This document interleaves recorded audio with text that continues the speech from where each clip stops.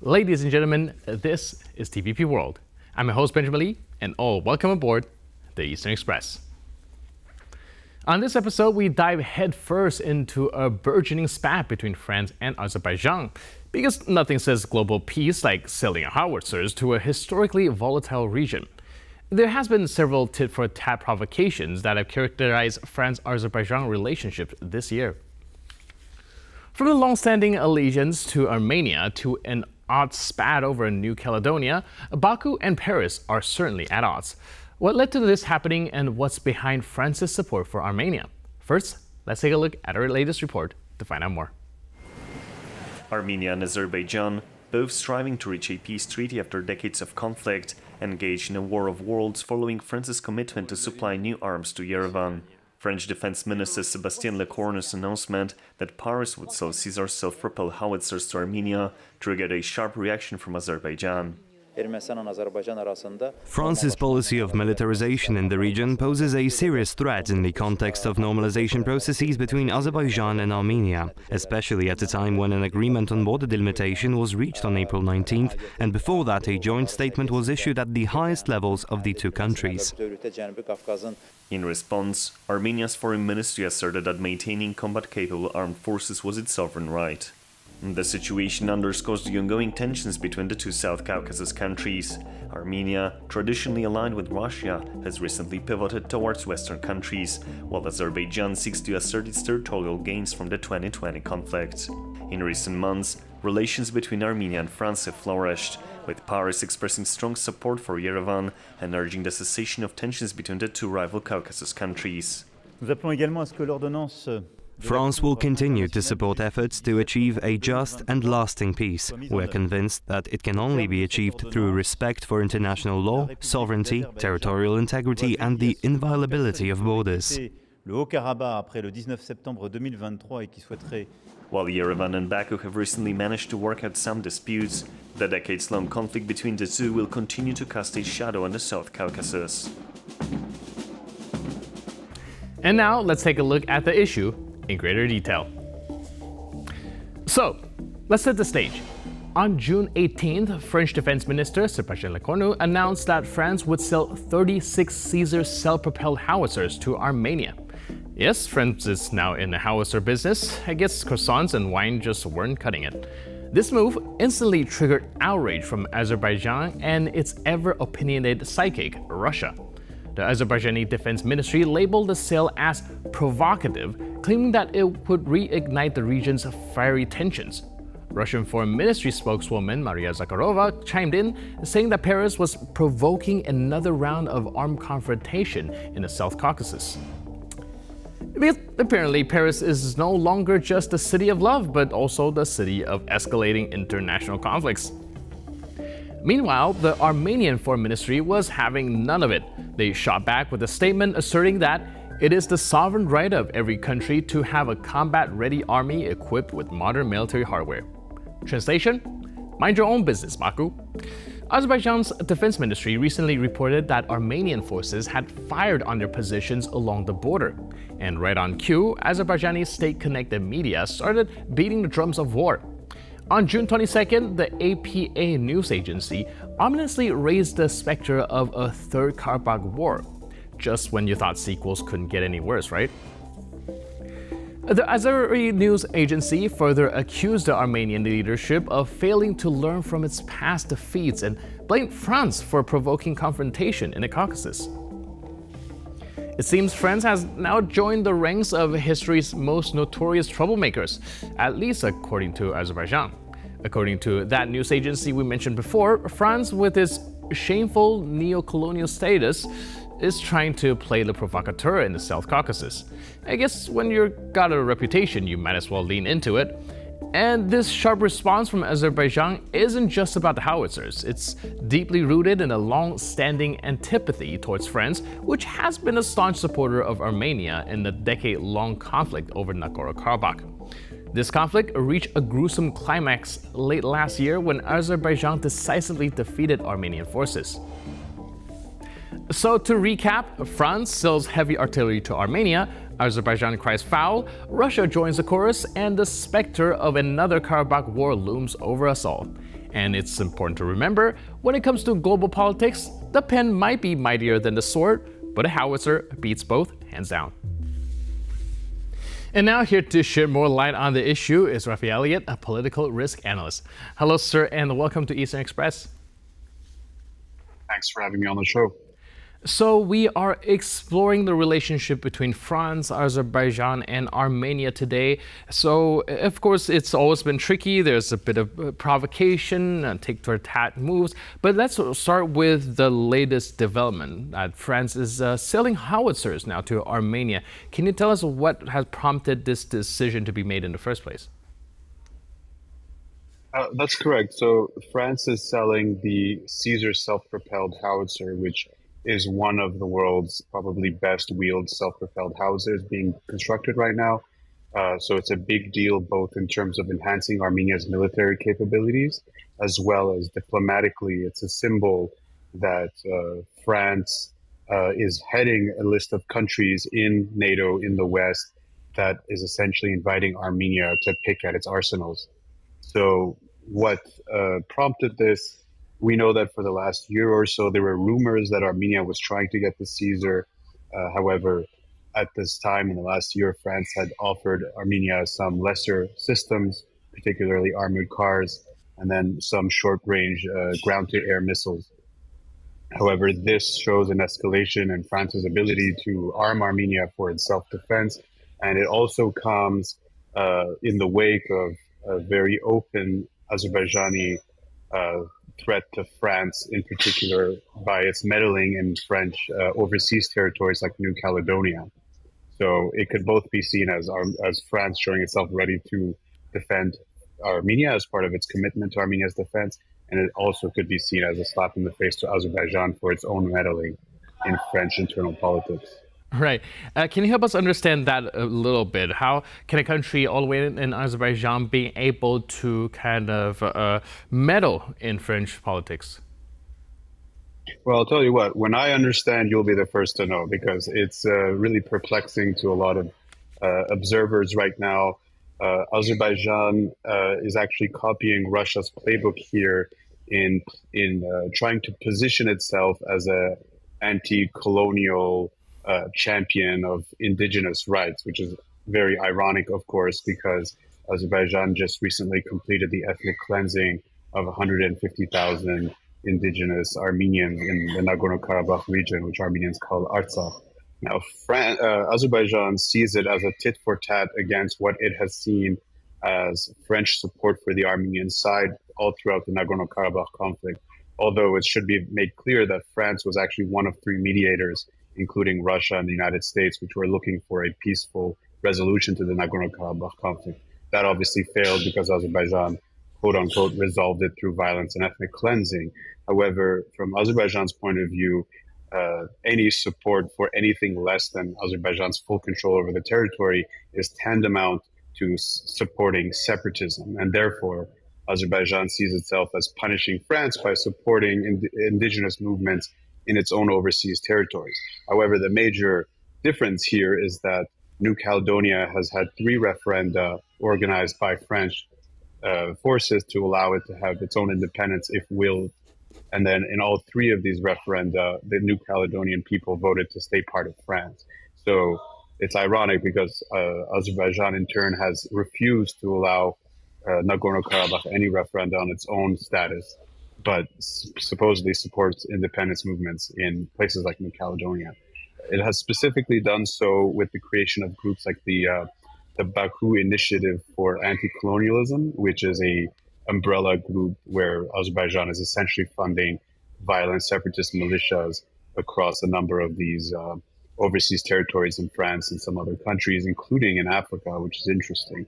Again, mirroring what Russia has been doing since the war in Ukraine, as trying to position itself as an anti-colonial force, anti-imperialist kind of bulkhead. But it's clearly backfiring for Azerbaijan right now. I think they bit off a bit more than they could chew.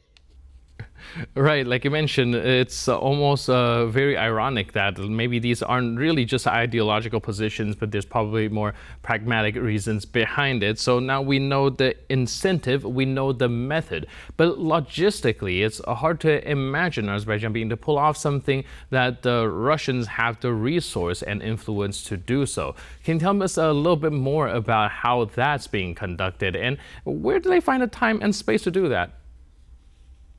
Well, so Azerbaijan is supporting these separatist movements with two key things that it does have the resources for. The first one is international legitimacy by providing the cover of having a UN recognized state supporting their cause. And the second one is through money. Azerbaijan is a petroleum based dictatorship, and therefore it definitely has enough money in its coffers to support all of these things. I mean, in reality, what we're looking at is a low budget geopolitical strategic shift in these areas. All they need to do is send some money, support, and diplomatic cover. They've done so by inviting all of these groups to quote unquote conferences in Baku, hence that Baku Initiative for Anti-Colonialism. And they've done so by literally supporting them with physical material, which has really shown up in some of the footage that came out of these protests and then eventually riots and violent insurrection that we've seen in New Caledonia. Some people were flying Azerbaijani flags. Other people were wearing T-shirts with the Azerbaijan state emblem on it. So it's a very direct and very obvious type of support. It's also somewhat of an interesting coincidence that the flag of the New Caledonian revolutionaries has the same colors on it as the Azerbaijani flag. So that really leads to some difficulty in hiding the direct involvement that Azerbaijan has played in this conflict. Right, and you also mentioned earlier that this is very akin to Russians' playbook and their way of destabilizing other regions. And of course, we do also know that Russians also have an interest in this conflict. Can you help us kind of round that together and how, help us understand how these all come together? Absolutely. So there's always the saying that we have in this region that in the Armenia-Azerbaijan conflict, Russia supports the conflict. In other words, it's always been in Russia's interest to ensure that Armenia and Azerbaijan were at each other's throats. Even though Russia has positioned itself as Armenia's traditional ally, both being Orthodox Christian countries, and Russia seeing itself as a bulwark against Turkish expansionism into Armenia, Russia is always known to also play to its own geopolitical interest, and it's always been ready to throw Armenia under the bus when the need arises. So with Russia now being involved in the Ukraine conflict and subsequently suffering all of these sanctions against it, Turkey and Azerbaijan, who have connections, economic resources, and oil, have become strategically more important to Russia than Armenia has. And therefore, Russia has been much more inclined to take Azerbaijan's position in the conflict than it has ever had before, which has in turn forced Armenia to democratize its list of allies and has been looking for weapon systems now from India and most recently from France, as we've pointed out already. All right, so now we know where Russia comes to supporting the conflict, like you mentioned. I'm also curious about France's position because it seems a little bit more consistent than that of Russia. Can you help us understand where how this connection was established, and tell us a little bit about France and Armenia's relationship? Absolutely. So Armenia and France have a very interesting, unique, and historical relationship that actually dates back to the Middle Ages, when Armenia, as a crusader kingdom in the 11th and 12th centuries, actually became a Frankish kingdom when a French noble family married into the royal family of Armenia. In fact, the last king of Armenia, Levon V, is actually buried in Paris, in Saint-Denis specifically. However, France actually formalized its relationship, at least as a defender of Armenians and Christians in general in the former Ottoman Empire in the 1860s under Napoleon III, in which it reserved the right to intervene in the Ottoman Empire to protect local Christians. And that has been the basis of Armenia's relationship with France until today, which has also been strengthened by the huge Armenian diaspora that lives in France. They say that there's some 500,000 to 600,000 Armenians living in France that have participated in French public, intellectual, and political life for over a century, and this has helped cement the relationship. Now, when it comes to France's role in the conflict, as you say, France has actually been, despite Azerbaijan and Russia's criticism of France, France has actually been very consistent and actually quite neutral when it came to resolving the conflict, resolving only to a peaceful resolution of the conflict. And that's essentially been the length at which it took. It never recognized Nagorno-Karabakh. It never took explicitly pro-Armenian positions until the conflict was essentially violently resolved by Azerbaijan. And now France has no reservations as to its commitment to protecting Armenia proper from any foreign existential threats to the country.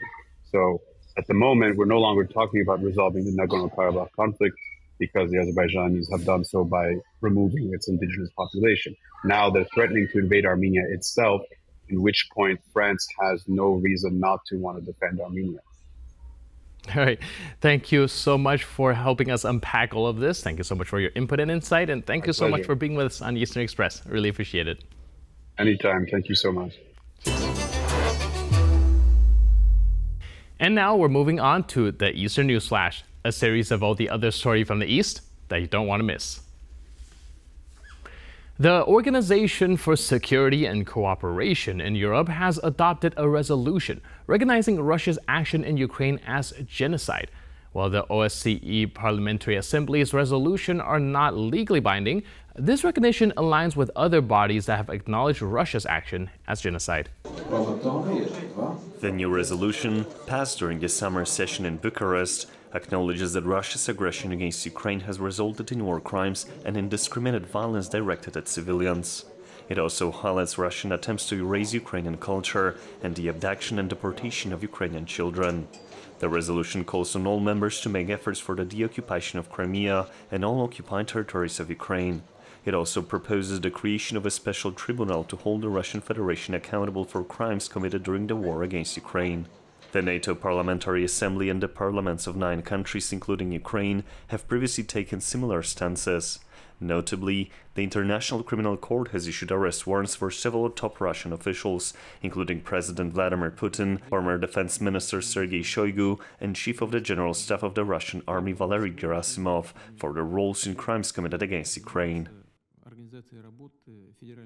Belarus has announced a reinforcement of its border with Ukraine by deploying additional air defense forces. The move comes on the heels of accusation of an alleged increase in Ukrainian hostile actions along the Belarus-Ukraine border this week. The situation on the Ukrainian-Belarusian border remains tense. Following the incursion of Russian forces from the country's territory in 2022, Ukraine has been keeping a close eye on the border. Minsk recently announced it would move more air defense units in response to what it perceives as threat from Ukraine. Belarus claims that Ukraine is proactively deploying additional troops and heavy equipment near the border, prompting the decision to strengthen security measures. Ukrainian officials, however, argued that the real threat comes from Belarus, where Russian reconnaissance and sabotage groups are reportedly stationed, with the goal of diverting Ukrainian forces to the Belarusian border. While the potential for a repeat of the 2022 invasion from Belarus remains low due to a small number of Russian diversionary forces, Ukrainian servicemen remain vigilant of an escalation. Analysis shows that Russian GPS jamming disrupted more than 20% of RAF flights in Eastern Europe from January to April of 2024. These incidents are seen as hybrid attacks, part of Russia's hostile activities. The disruption of GPS signals has escalated since Russia's war in Ukraine began. Airlines have reported numerous incidents near the Baltic Sea, particularly over Kaliningrad, as well as over the Black Sea, Caspian Sea and the Eastern Mediterranean. Data analysis from thousands of flights has shown that more than 1 in 4 RAF transport and surveillance flights in the first 4 months of 2024 were subjected to GPS interference. But the disruptions are affecting more than just military aircraft. Earlier this year, Finnair had to cancel all flights from Taro, Estonia, after Russian GPS jamming prevented flights from safely approaching the airport. Multiple airlines, including Ryanair, Wizz Air, British Airways and EasyJet, have reported disruptions to GPS signals affecting their flights. The foreign ministers of Estonia, Latvia and Lithuania have accused Russia of suppressing GPS signals, creating obstacles for aviation in the Baltic area. Google has expanded its translation service by adding 12 languages spoken by ethnic minority groups in Russia. Among the newly supported languages, you can find Bashkir, Chechen, and Yakut, among others. The new Google Translator update features a total of 110 new languages. Notably, users will now be able to translate over 12 ethnic languages spoken in Russia. In addition to Tatar, which was previously added in 2020, Google Translate now includes Crimean Tatar, which is distinct from the Tatar spoken in Russia's Republic of Tatarstan.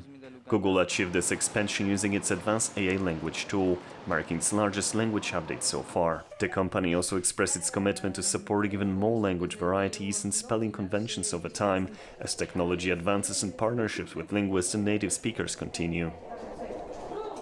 And that's all on this episode of Eastern Express. But for more news, update, and commentary, please stay tuned to TVP World.